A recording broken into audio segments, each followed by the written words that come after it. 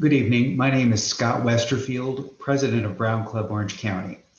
Welcome to this evening's presentation of Coronavirus Broke the World, How Can We Build Back Better? In a moment, I will introduce our guest speaker, Jamie Metzl, but first, some acknowledgements. It's a tribute to the importance of this topic and the reputation of our speaker that 500 of you have joined us tonight from 10 states and 3 countries for this important discussion.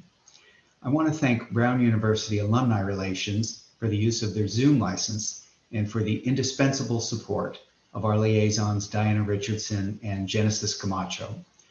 I'd also like to thank the assistance of Beverly Taira of the Brown Club of Hawaii and my husband, Ed Miskovich, class of 1979, who will be helping me manage the Q&A following Jamie's presentation.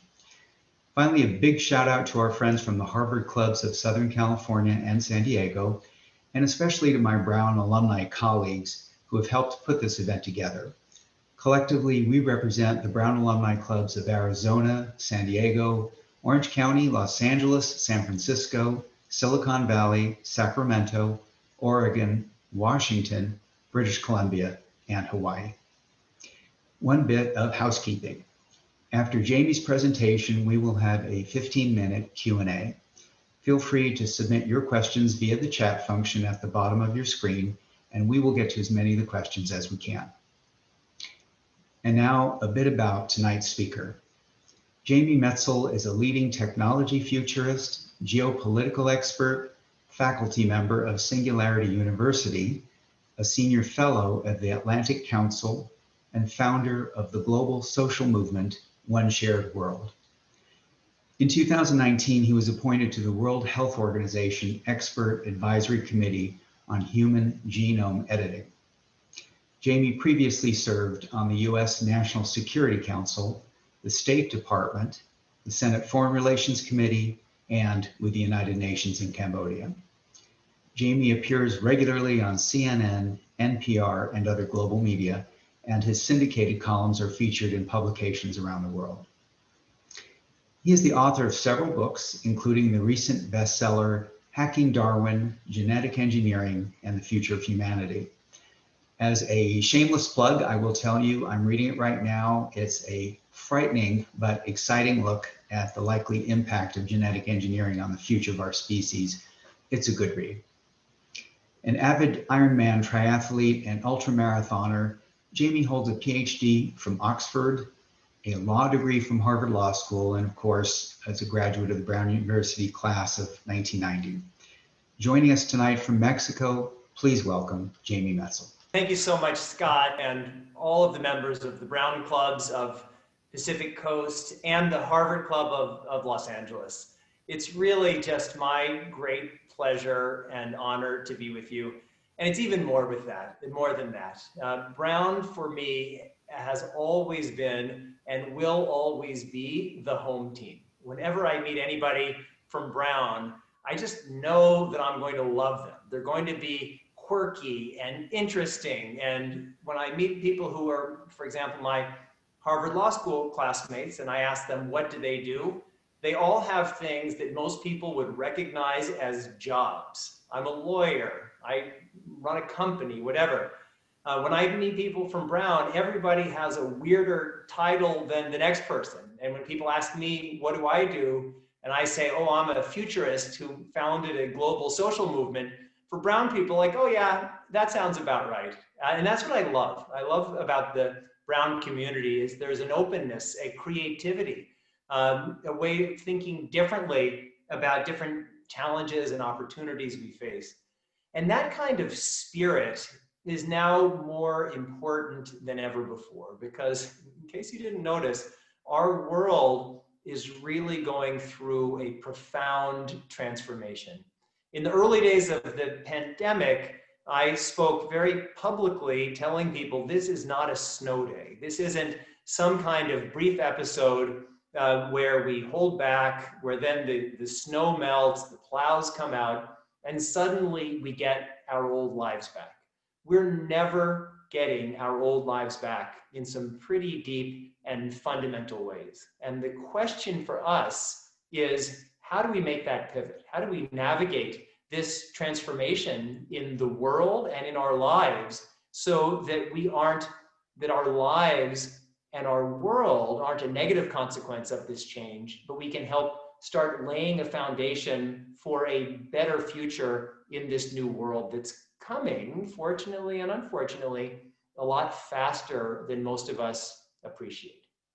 But let me then take a step back and talk about my connection to Brown, because in many ways I wouldn't be here but for my experience of Brown. When I was a freshman at Brown, I met a classmate of mine, Arnchorn Pond, who was a Cambodian survivor of the killing fields where almost all of his family had been killed.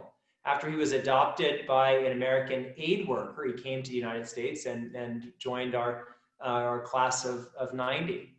And meeting Arn, really, it changed my life. My father came to the United States, father and grandparents came to the United States as refugees from Nazism. And my whole life we had said, never again. It was a real commitment, never again. And at Brown, I learned in such a deep way through Arn that in my lifetime, this terrible genocide had happened. At that time, now everybody knows about it. At that time, very few people were talking about it or knew much about it. And that led to a journey. That day, I went to the Brown Library and I checked out every book they had on Cambodia. I think it was 8 books. And I read them all very quickly, cover to cover. That summer, I quit my job in Kansas City on the first day, had a garage sale of all the crap in my parents' house, and bought a ticket to Thailand, where I made my way to a refugee camp and volunteered. And luckily, they took me, and that experience in many ways changed my life, and it led me on this journey that I've been on. First, in recognizing that being a refugee worker, you could spend your entire life at the tail end of a problem, but never fix the problem in the first place. Address the problems that are creating the refugee flows, and that made me go to, after Brown, to Harvard, to Oxford and Harvard Law School. But at Harvard Law School, I was focusing on global systemic change and human rights and international law, and how do we think about global systems. And then I had the great fortune of, after law school, of being selected as a White House fellow and working in the office of a great mentor and now friend of mine, Richard Clarke, who's, as you may remember, the person who later predicted 9/11. And Dick always used to say that the key to making our country and the world better isn't just to focus on the problems that are right in front of us, but to take a step back and to see the big picture and to see the future in many ways as much as we can. And that, again, pushed me into this new chapter of thinking, well, what are these big drivers on the macro level, drivers of change? And that is why for the past 20 plus years, I've been focusing on the genetics and biotech revolutions. Scott mentioned that my book, Hacking Darwin, came out last year and in paperback this year. And I've had a pretty great life talking about these issues, working with the World Health Organization and others, and traveling all around the world, talking about the genetics revolution that is, in my view, going to fundamentally transform so many aspects of our lives on so many different levels. But early on in the days of the pandemic, I was scheduled to give a talk on whether the tools of the genetics revolution were a match for the pandemic. And that morning, I woke up with an unsettled feeling.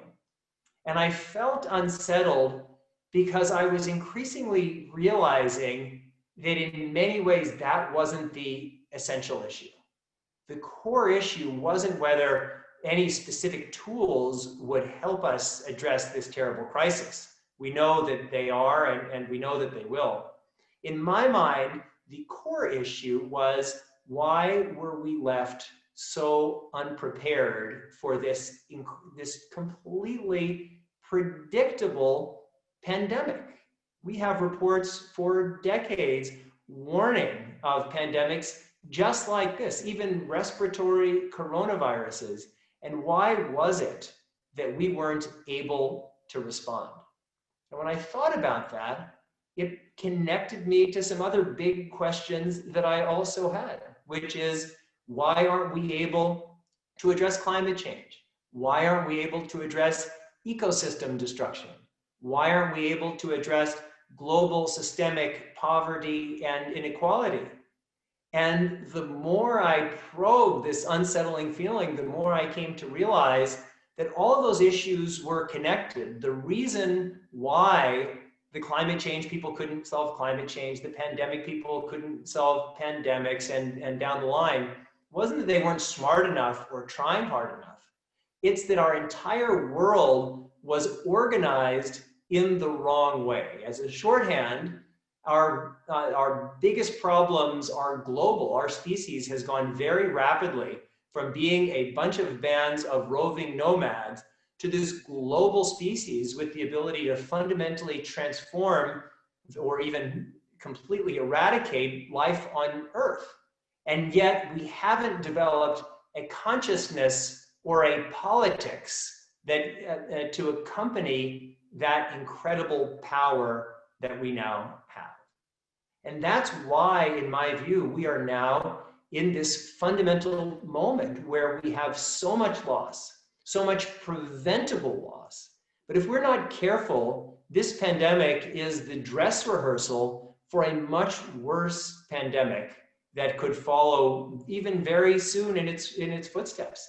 This is not at all the worst pandemic that we can imagine. And we can imagine ecosystem destruction, global warming, and so many other terrible catastrophes, even worse than this.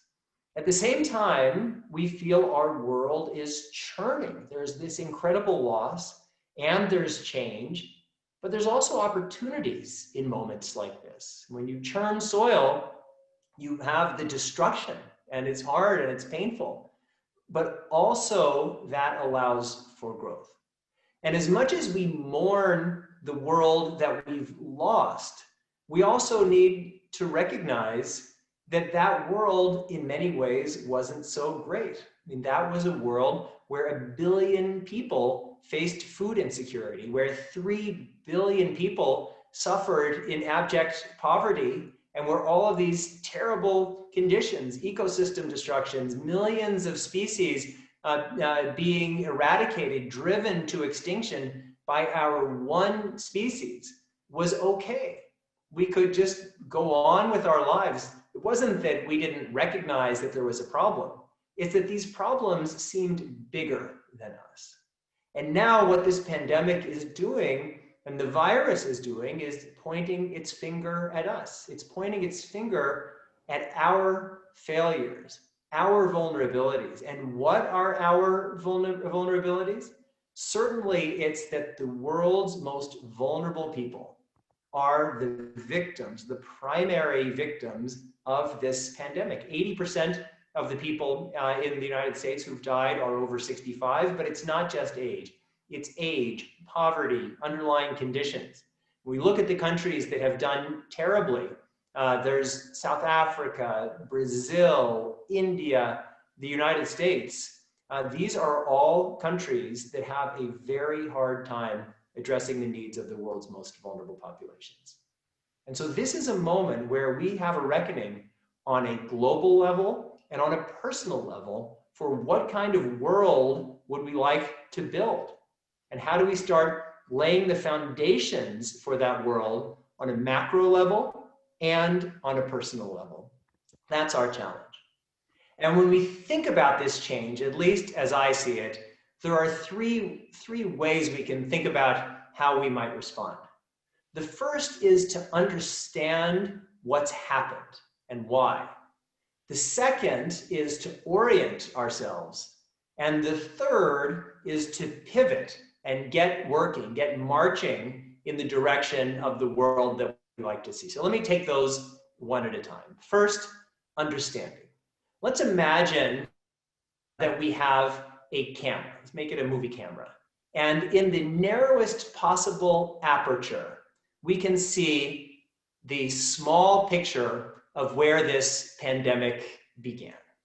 And in that picture, we can see that there is a bat coronavirus that somehow jumped to humans. And we know that viruses have been around for billions of years. If you consider them life forms, they are among the most successful life forms on Earth.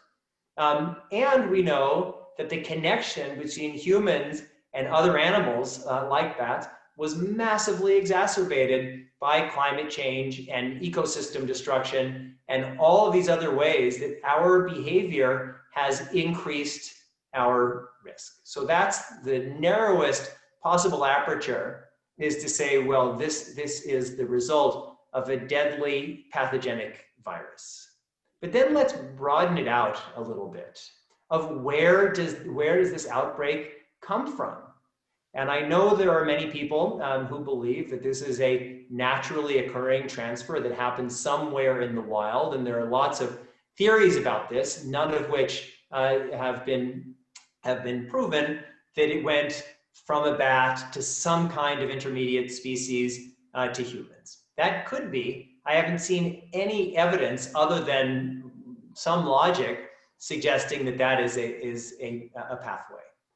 There's a second view, which is certainly what I believe, although I can't prove it, which is that the by far most likely origin of the pathogenic outbreak is an accidental leak from the Wuhan Institute of Virology, where we know they were doing gain-of-function experiments on bat coronaviruses. And we know that among those bat coronaviruses were the viruses known to have to be the closest relatives of SARS-CoV-2. I won't go into that now, but if you'd like to learn more about it, you can go to my jamiemetzl.com website, and in the blog section, I have all of that information for that case. And so then the question is, let's say is one or the other, why is it that this pathogenic outbreak grew?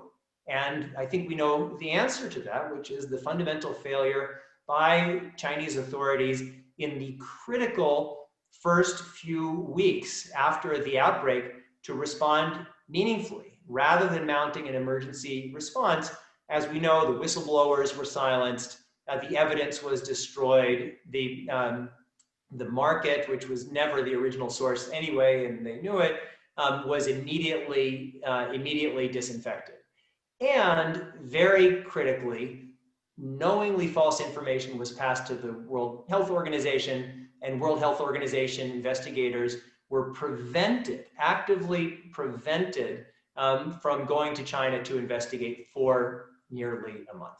So that's failure number one, a fundamental failure by the Chinese government that made it possible for this stove fire to become a kitchen fire, to become a house fire, to become a world fire.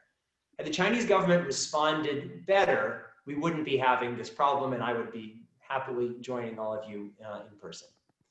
But then there were cascading failures connected to that. There is a reason why 7 people in Taiwan have died of COVID-19, and we're now past 200,000 in the United States. And that is not the origins of the outbreak. And it has everything to do with the fundamental failure by the United States government, particularly, but not exclusively, the Trump administration, to respond meaningfully to this crisis. And we just need to be honest about that. We need to be honest about that failure. It's been a long time coming. When Ronald Reagan said, the government isn't the solution, the government is the problem, that began a decades-long attack by American people on our own government. And we see that in the decimation of our public health infrastructures on every level. And now we're suffering as a result of that terrible tragedy. But it's not just the United States. So many other countries failed in their response. And as Scott said, I'm a member of the advisory committee to the World Health Organization on human genome editing. And I am very partial to the WHO. I love the WHO. If we didn't have it, we would urgently need to invent it. But we need to be honest about the failure of the World Health Organization. The World Health Organization did not call the crisis early enough. It also was not able to send its investigators to China on a moment's notice. It would be great if we had a World Health Organization that was able to do that. Why don't we? That's not the fault of the WHO. It's all of our fault. It's the fault of our governments, who for decades have wanted to make sure that we didn't have international organizations poking around in our business. And that's why the WHO does not have the mandate to establish its own strong global surveillance network.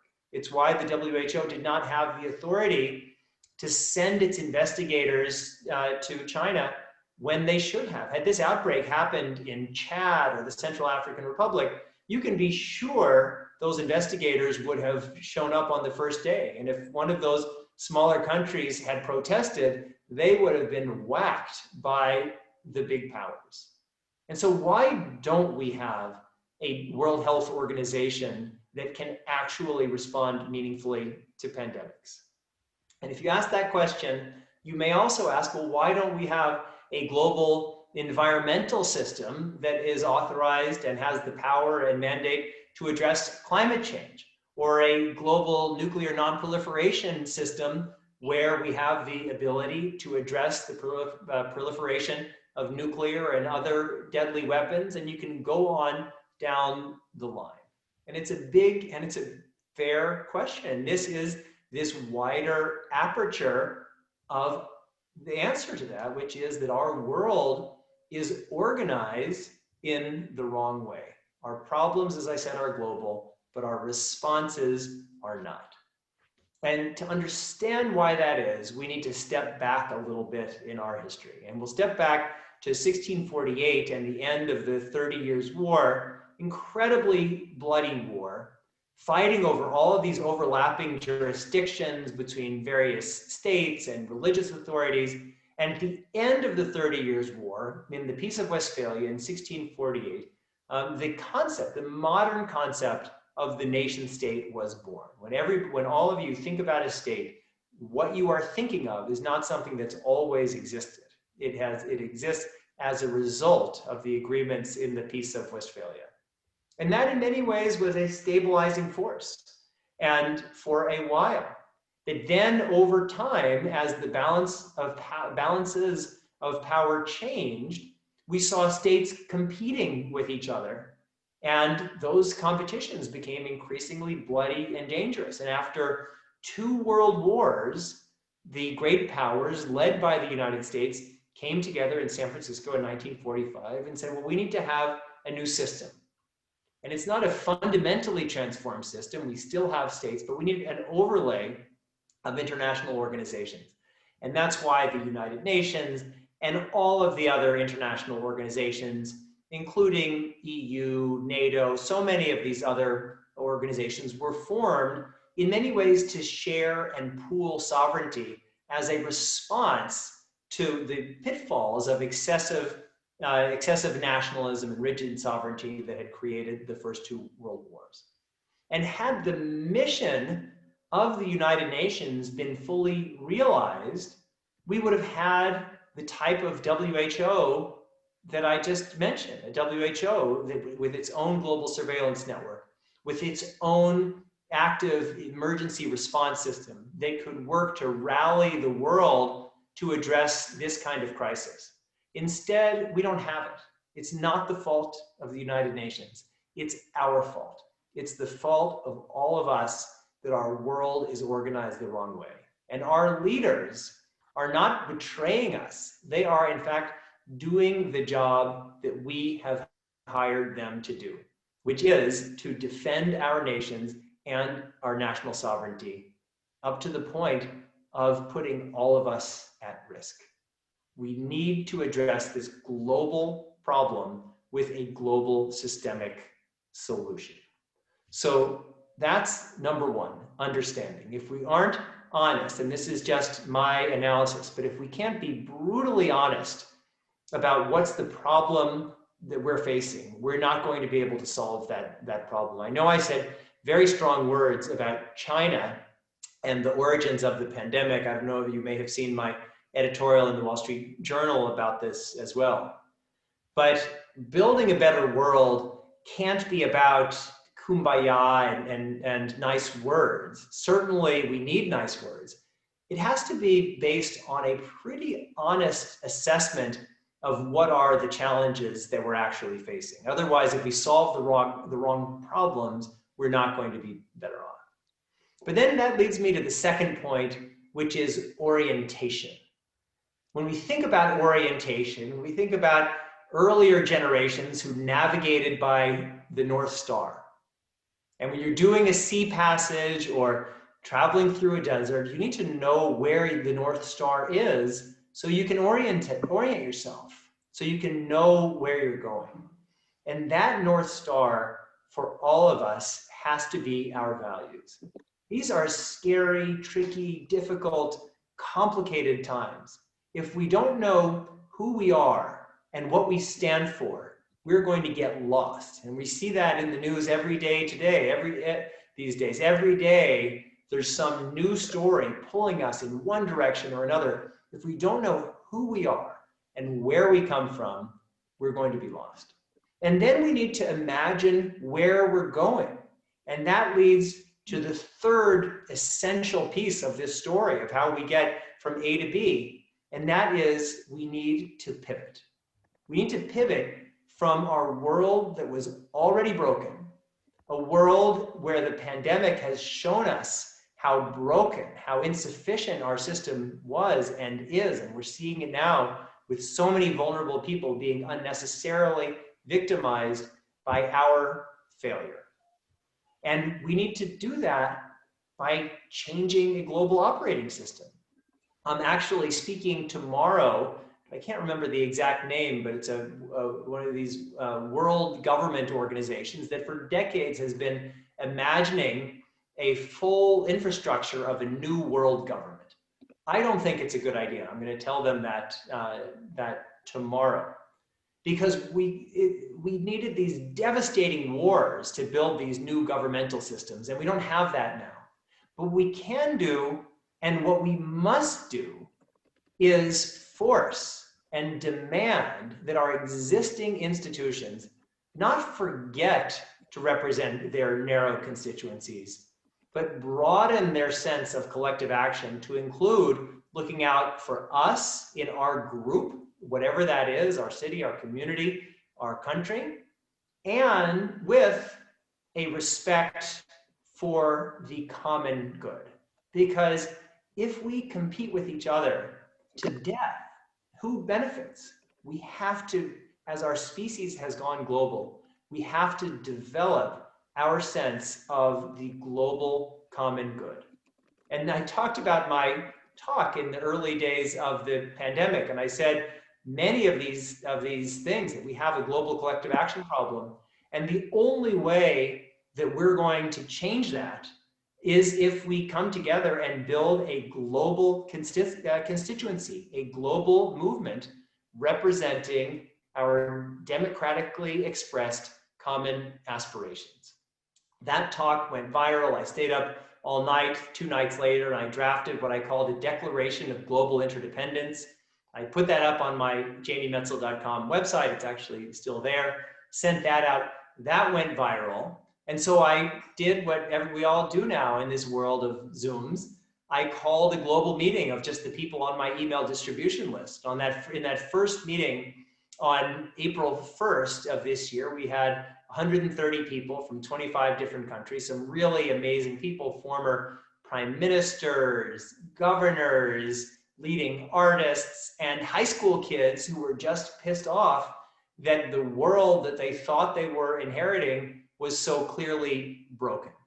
We came together into multiple working groups, and literally it must have been 10,000 volunteer hours of all of these people all around the world. 35 days later, we launched our movement, One Shared World. And I certainly invite people to go to our website, oneshared.world, to learn more about it. You can read our Declaration of Global Interdependence, or Declaration of Interdependence, which has now been translated into 19 languages.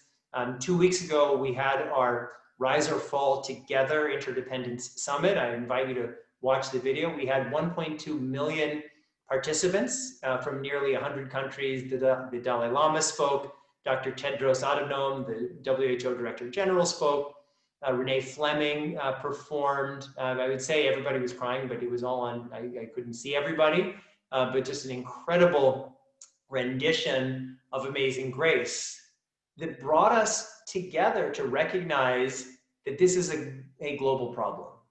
And the challenge for us, I think everybody gets that we have global problems that are unaddressed.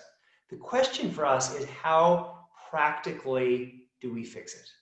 And that means that we need to have changes at all levels. Gandhi did a brilliant job of articulating the big goal for India of dignity and independence, and the small action that every person could take, whether it was spinning your own clothes or getting salt in a certain way, to create that connectivity, to create the momentum for that kind of global change. It's not enough for all of us to go to concerts and wave our iPhones back and forth. It's not even enough for us to talk to each other in forums like this, although we must. What we all need to do is to think deeply about our own world, about our own place, about the organizations with which we are involved, and ask this one essential question. How can my individual actions, how can the actions of my organization, whether it's my faith community, my university, my business, my government, the international institutions, how can they better reflect the mutual responsibilities of our deep interdependence? Because that is the essential point for us. If the key words for 1648 were state sovereignty, and 1945 were international organizations, the key words for 2020 must be recognizing the mutual responsibilities of our interdependence. Because that's the world that we live in. There are no walls high enough to protect us from the ravages of our own collective behavior. But we need to develop a consciousness and then a politics of collective action. We're not there yet, but we each have an essential role to play. Finally, what I'll say is, people ask me a lot, how do I think of this moment in history? And as I see it, probably the best analog to now is 1918. 1918, at the end of the First World War, there were two paths. There were these new technologies that both Hitler and FDR understood. Hitler understood that you could use radio to whip up mass hysteria. FDR understood that you could use it to bring people together through fireside chats. There were disruptions of old political systems breaking down and new realities on the verge of emerging. And there were two forces. There was one force of progressive idealism, as imperfect as it was, personified by Woodrow Wilson and the 14 Points and the League of Nations. And there was another force representing extreme nationalism and wall building and exclusion. And in those interwar years, that second group emerged victorious. And that's what brought us the Second World War and 75 million dead. There are many people now who are on Zoom calls exactly like this, talking about this moment of opportunity. People like Steve Bannon are still traveling around the world spreading these messages. We're seeing them, not just in the United States, but all around the world. There is nothing in our world that is set in stone. We have had a remarkable, if imperfect, 70 plus years, 75 years of peace and prosperity in this post-war international order. And that world is now breaking down. Historically, people will look back at now and say, this was the end of the post-war era. And something new is being created. And the question for all of us is, what is our role in creating that world? And I just want to end with one image. And so imagine it's, depending on your age, 90 minus your age, and you are 90 years old, and there is an assembly of people, and they hopefully don't wheel you out, but you come out onto the stage. Actually, in Hacking Darwin, I write about the science of extending healthy human lifespans. So if you do the things that I described, maybe you will jump up onto the stage. But you go onto the stage, and some young person asks you, wow, you were there in that transformational year of 2020 when a new world was born. What did you think at that moment? How did you pivot? And what role did you play building the better world that you imagined? That's our challenge. Thanks so much for taking the time to listen, and I look forward to hearing your thoughts and answering any questions you may have. Thank you, Jamie. That was fantastic. As an international relations major myself, I really appreciate you putting this in the perspective, what's happening to us today in the perspective of the arc of history, the 30 Years' War, no less. Treaty of Westphalia, the more things change, the more they don't in some cases. So many questions here. Let me start with a question about recently, just a few days ago, Pope Francis issued an encyclical, October 3rd, on fraternity and social friendship, critiquing violent nationalism, very addressing some of the things that you've been talking about: xenophobia, mistreatment of those who are different, the environment, all of which has been exacerbated by COVID. What is your perspective on the impact that this may have, the encyclical that he just issued? Yeah, so it's a great question. I'm really glad that you asked it. One, obviously, I totally agree with Pope Francis. If you've gone to my blog on my jamiemetzl.com, there's also the piece that I was commissioned to write by the Vatican on the future of human genetic engineering, and I was just stunned that they commissioned me to write that paper. And it showed me that Pope Francis is really, and his allies, and there's lots of struggles inside the Vatican, that they were really open to thinking differently. And certainly in all of the ugly history that I described, of all of the nationalism, conflict, and crusades, the Catholic Church played a central role in a lot of that. But it's incredible how much the church has changed and grown. And this is a message that we all need to hear. It's a natural message for the Vatican, because they are, by definition, by their own definition, global and transnational. And there was a time in 1648 when that perspective was actually a problem, that the same Catholic Church was one of the claimants on power that was destabilizing so many countries. But now leaders like Pope Francis, like the Dalai Lama, who, as I mentioned before, spoke at our event 2 weeks ago, that message is what we need to hear. And there's been a tendency to think that messages from people like Pope Francis and the Dalai Lama and others, that's kind of soft stuff. And the people who are talking about nationalism and hard power, that's the hard stuff. But the message, my message, and certainly it's Pope Francis' message, is that if we go on the path, if we just maintain the status quo, if we don't heed the message of this virus and this pandemic, a worse fate awaits us. There are worse pandemics, worse collapses. There is nothing set in stone that we get to keep the life or the lifestyle or the livelihoods that we have. But there's a better future, and that future requires coming together. And who knows whether this one encyclical is going to be transformative. I don't think it will be.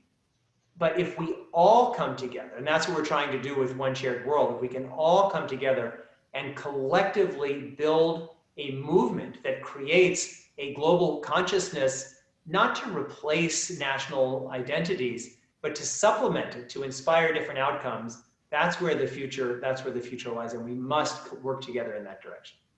Thank you. Thank you. Given the bipolar power structure that seems to be rising right now in the world between China and the West, what do you think that the U.S. and the West together should do to induce, or can do to induce, China to cooperate in creating more truly empowered international organizations, starting with who? Yeah. So this is a really tricky question. And I think that when people look at my background and my orientation, and that I've founded an organization called One Shared World, they just assume that my message is going to be, let's all come together and play nice and find ways to work together. And I guess ultimately that's my message. But we can't do it for zero standards. We have to do it with a level of honesty about what's wrong and what we're trying to achieve.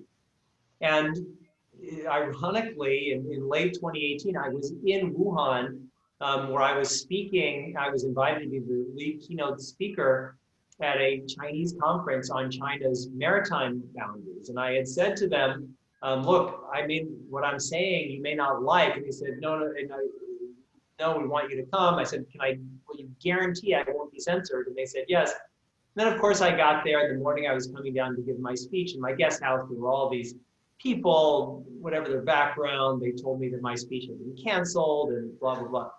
So I went to this conference anyway. And at the end of the day, I raised my hand, and somebody who didn't know gave me the microphone. And I got up and I gave a shortened version of my speech. And what I said was, I'm from Kansas City, originally the hometown of Harry Truman. I'm very proud of this post-war system that has allowed so much peace and prosperity over these last years.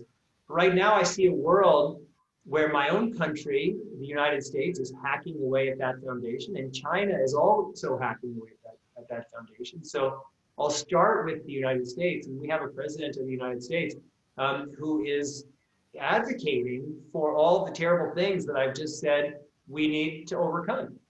And China, which must play and has earned a right to play an important role in the world, has 1 million Uyghurs in concentration camps and is brutally suppressing the Tibetans. So we must come together, but it has to be based around a set of positive principles. Because what we're seeing now, China's influence in the United Nations is growing massively. I mean, China is person by person taking over a lot of UN organizations and bodies, including, not with leadership, but with essential control of the votes of the Human Rights Council. And we need it can't be. And so that's why it can't just be about coming together. We have to find ways of coming together. Certainly the United States and the Soviet Union found ways of negotiating even in the heights of the Cold War, which were much more tense than what we have now with China. We have to do that in two ways.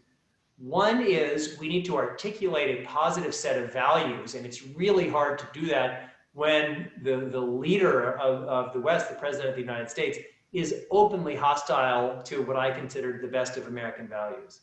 And second is that we need to build coalitions that can create carrots and sticks, incentive mechanisms to bring China into the fold. That's why it was such a tragedy when the Trump administration withdrew from the Trans-Pacific Partnership in the early days of the administration. It wasn't just about trade, it was about coming together to establish standards. So we did this. We did this in 1945. Countries around the world came together and articulated some incredible positive visions, the Universal Declaration of Human Rights, the Genocide Convention, so much else. Now we're seeing a de-universalization of values. We've got to turn that around. It's not going to happen on its own. It's going to happen by building an empowered constituency of people saying, we demand that. And that can be everywhere. It can be in the United States, it can be in China and every other country. My personal take is that the reason China's been able to take over positions with the United Nations and many of these international organizations is because we're systematically stepping back. And I'm hoping with a new administration who's already announced that they want to rejoin Treaty of Paris, for example. I'm hopeful that we can reverse that. Yeah, and that's a really important point. But I think that unless we systematically solve our global collective action problem, we won't be able to solve any of its individual manifestations. And that's because I talk to so many people who are in each one of these verticals, and every time they get to the same point, well, here there's a problem. It's same with our genetic engineering group with WHO. Like, we know the right answer. We think we know the right answer.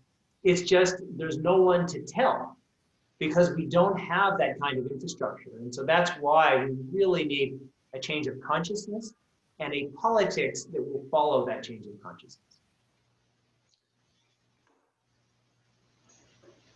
Along those lines, one person, Stephen Fabry, asks, how do we evolve the species to this higher moral consciousness?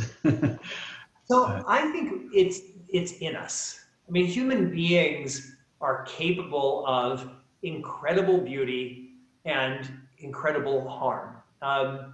And the problem is that we've just very, very quickly grown from these little bands to this global species.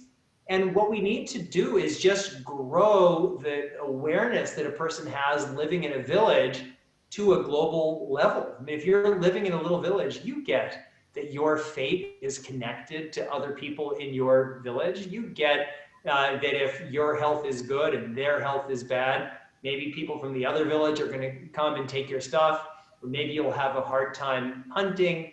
You get if somebody is sick, it's in your interest to make sure that they're better. And it's kind of you all know Harari writes about this, but it's kind of a miracle that this innate sense of community that's baked into our genetics has grown to these much broader communities, which are, using Benedict Anderson's terms, imagined communities. I mean, those of us who are Americans, we don't know everybody else in America, and yet we feel that we have some connection to them. And we've even gone to war to defend each other against people from some other place who feel that same way about the people in their group. And what we just need to do is expand this built-in consciousness, this built-in care that we already have, which is part of our survival, to recognize the actual geography of our lives. And that's why, if you see, obviously, if somebody in your small community is ill or at risk, it hits you. And yet, when I talked about 3 billion people living in abject poverty, it's kind of an abstraction for most of us, myself included. And that's the thing that we really need to change. We need to recognize that in our interconnected world, each of our fate, our well-being, resides in everyone else and our shared planet. And if we start thinking that way, then I really believe we can evolve a politics that reflects that. I've got a lot of good questions here. Some of them are not real upbeat. Miller Owen asks, as a futurist and being brutally honest, as you say, wouldn't you have to admit that it's already probably too late? And isn't it more likely than not that our children will one day see a world of environmental and economic collapse? What I would say is that is for sure one of the options. And if we want to see that world, the good news is we don't have to do anything.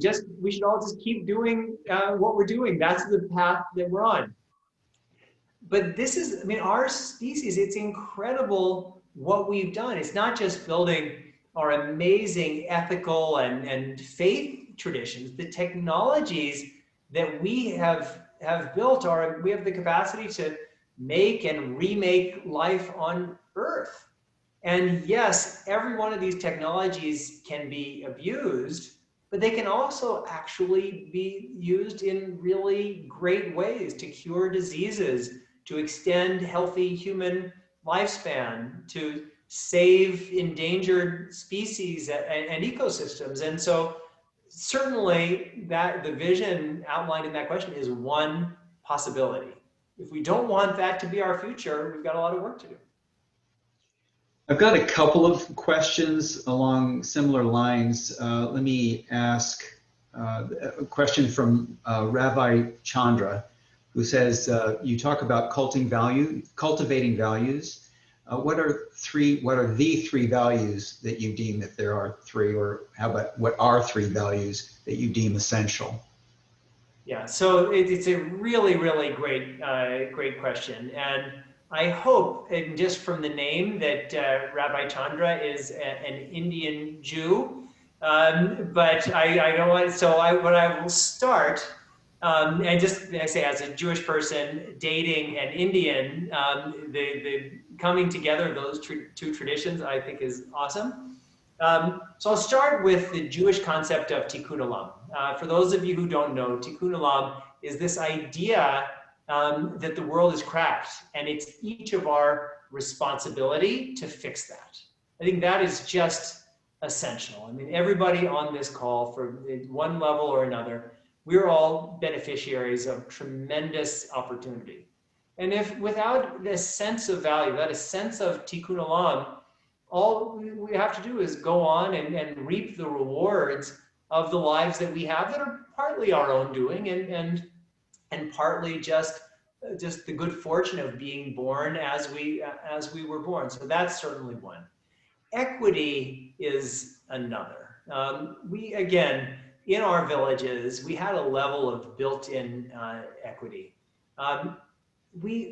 Because we have allowed ourselves to be in this world where there is such a vast difference of experience between people. And I believe in capitalism. I believe in markets as an efficient way of allocating resources.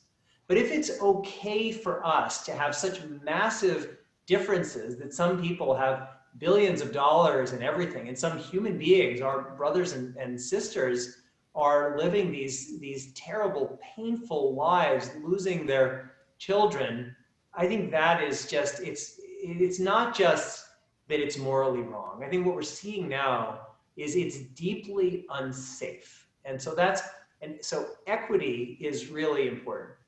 And the third thing that I would say is diversity. We talk a lot about diversity these days, and what we tend to mean is different kinds of people in our schools and workplaces. But it's much deeper than that. Diversity is our sole survival strategy as a species. We also call it resilience, because there are so many differences among us. That's why we can survive in novel environments. And if we don't recognize that, if we don't cherish that diversity in the deepest level, we are all going to march toward our extinction thinking that we're doing something that's really great. I mean, this isn't just about admissions to Ivy League schools. This is about big decisions that we're going to have to make about how we live, about the nature of our future generations. And if we lose sight of that, we could really be in trouble. And the key point is that at a crossroads moment like this, our species can't be on cruise control. We need to recognize that our values, as I mentioned in my talk, are our North Star. If we lose sight of that, we're lost. No matter how exciting our technology, we're lost. And that's why this conversation has to keep coming back to ethics and values.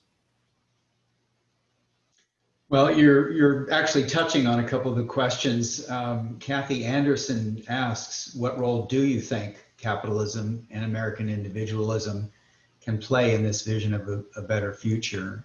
Obviously, capitalism has given us the wherewithal. Yeah. It's built wealth, but how do we distribute that wealth? How do we use it? Yeah, that's the answer. I mean, I certainly believe in capitalism. I believe in markets. It's not coincidental that we've had these amazing technologies, growth, and so many other great things that have helped everybody. I'm a big, Steven Pinker is a friend, and I'm a big fan of his work. And everybody in the world is pretty much better off as a result of the incredible economic and growth and other progress that we've seen over these past decades and short numbers of centuries. And individualism as well. Now, I'm a big fan of Ralph Waldo Emerson, and certainly I live my life infused with a sense of individualism and certainly in my role. But if we see both of those as just unlimited goods, we're going to compete we're going to compete ourselves to death. That will work so hard to gain advantages for ourselves will actually not just harm other people, will harm ourselves from that process. Individualism is great. When you look at what's happening now in this country, where someone says, well, you know, I don't feel like wearing a mask. Well, that is an expression of individualism, but we have collective processes called democracy for finding compromises. And it's not just not wearing masks. I'm a liberal progressive. I don't think one person, if they don't like a statue, should just go and put a rope around that statue and pull it down. We have deliberative processes because we know that we have all of these differences, and people feel their own passions very strongly. And the way that we can live together is by coming together. Nobody will ever get what they want, and we can't have unlimited capitalism, unlimited individualism. At the same time, I think if we had unlimited socialism or unlimited free love or any of those things, that also would be out of balance. And that's why we need to come together through these kinds of processes. You used the phrase North Star earlier, and JN asks or states that the US used to be the North Star of global economy, global politics, certainly since World War II.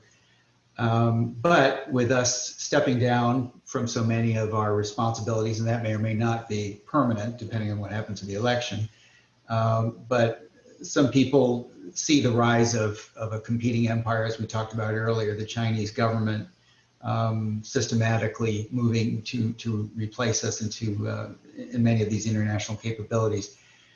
Do you, assuming Biden does get back and get elected, do you think we have a solution? What would you recommend to him? What would be one or two things that you would recommend as a policy advisor for him to do to set us back on the right course? Yeah, so I'll answer kind of broadly and then specifically. The quote that I like to use and have for years for this moment is a quote by Antonio Gramsci, the early 20th century Italian communist theorist, which is, the old world is dying, the new world has not yet emerged, and in the twilight rise up monsters. The United States has played this essential role of being the backbone of this liberal international order since 1945. Even before COVID, even before Trump, we were pulling away from that for all sorts of reasons. And it was clear that there wasn't something new to fill in that gap. And that already was creating this moment of crisis. And then certainly Trump and COVID came along. Trump with everything that he's said and stood for. And then COVID, which was this big crisis, the likes of which the United States has taken the lead in handling for many decades, and suddenly the United States was gone. Not only not helping others in the way that we otherwise had, but hiding behind a wall of misinformation and lies that were killing us. And you know, we all have friends in other countries who've grown up having faith in America. And it's not just countries like Britain and Germany and Japan. And I have friends in Afghanistan who've placed their lives on the line because they believe in what we told them about who we are and what we stand for. And all of a sudden they say, wait a second, if you don't believe in these principles, then what happens? And so if Biden should win, and I don't want to be overly partisan, and sure that there's 3 people who are Brown graduates who are supporting Trump, and they have a welcome home. But if Biden wins, in many ways, it has to be we can imagine kind of big moves, we have to have a restoration period. This is so abnormal what's happening. We need to start reassuring our allies and our friends that something like what they remember as America is here. And then we need to recognize that we will never get our old role back. And that if we want to build this world that we would like to live in, based in many ways on the ideals that we have advocated for and defended for so many years, and we're going to have to distribute that responsibility more than we have in the past. And that means that America is going to have to let go a little bit. And it means that we're going to need to redouble our efforts to bring countries and people and communities together around a common set of ideals. We can't have another San Francisco conference, but I think that we can do something kind of like that. I mean, this year's UN General Assembly was it was just very sad. There were no big visions of what the world could be. And I think that a Biden administration working closely with allies like Germany, like Japan, and others, we need to start reimagining what a world based on this principle of the mutual responsibilities of interdependence looks like. And it's kind of a big idea. I'm certainly in touch with people on the campaign, and I have lots of specific ideas that I'm sharing with them. But I mean, big picture, we need to articulate a positive, hopeful vision of the future and recognize that we can't implement in the ways that we have in the past, but we still are the indispensable power that can bring others together. Do you have time for one more question? Sure, my pleasure. All right. I've had a couple of different questions about the role of capitalism, and I think that certainly Bill Gates and Warren Buffett, what they've done kind of epitomizes the potential that capitalism has. Sherry Abbott asks if you're encouraged by the work that Bill Gates is doing and promoting, and if you have any thoughts on what he's doing and what people like him should be doing. Yeah, so maybe I'll use this to talk a little bit more about the pandemic and the science. So first, I love what Bill Gates is doing. I mean, it's unfortunate that we have such terrible leadership from so many governments that it takes Bill Gates to, in many ways, lead a international effort to address this pandemic. When you look at funding for the World Health Organization, number one is the United States government. Number two or number three is actually Bill Gates personally funding the World Health Organization. So what he's doing is incredible. But Bill Gates is not rich enough. He's not powerful enough to solve the problem that needs to be solved. Certainly, he can help. But what we need to do is we need to bring the world together to identify what are our biggest common challenges. I've been advocating for a while. I just had a piece on this saying we need to establish a UN body of existential threats, saying, well, what are the threats? Where are we in responding to them? What needs to be done? And really build this kind of infrastructure. And so we need people like Bill Gates, but we need to think more broadly.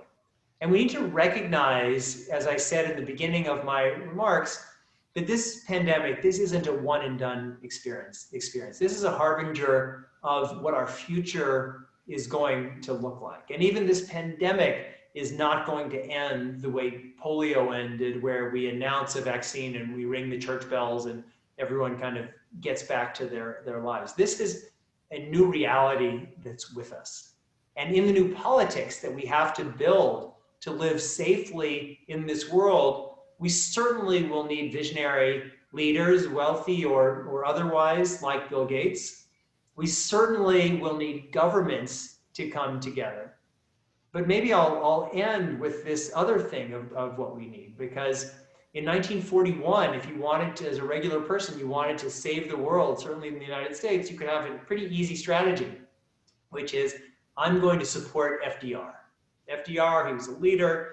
Lots of people trusted him. There were good plans, good advisors.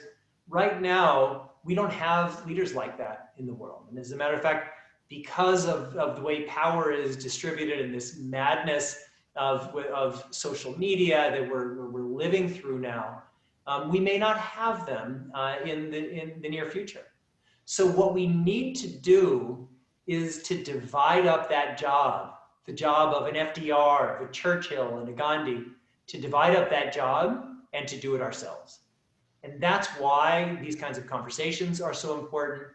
That's why we're doing what we're doing at One Shared World. And I would be remiss if I didn't say, I hope that you'll go to the oneshared.world website and learn more and sign the Pledge of Interdependence and join the fight.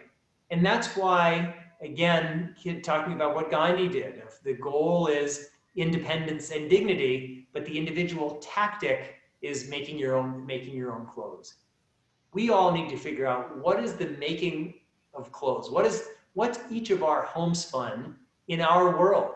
And maybe it's just with our family. Maybe it's with our friends. Maybe it's our employee, our place of employment. Maybe it's our country. But everybody has a role. And if we all come together and feel that role and realize that role, there's actually a tremendous power that we have. Thank you, Jamie. This was a wonderful presentation. And in terms of reminding everybody about the personal responsibility, I'd like to remind everyone to start by voting. That's certainly the first step on the path. For those of you who would like to visit oneshare.world, it's on the chat line. And there are a lot of videos on YouTube with many of the different talks that you've given. I encourage people to Google you and check out your Wikipedia for more information, or to contact Brown Club Orange County. Thank you, everyone. Have a great evening. All right. Thanks, everybody. Bye-bye.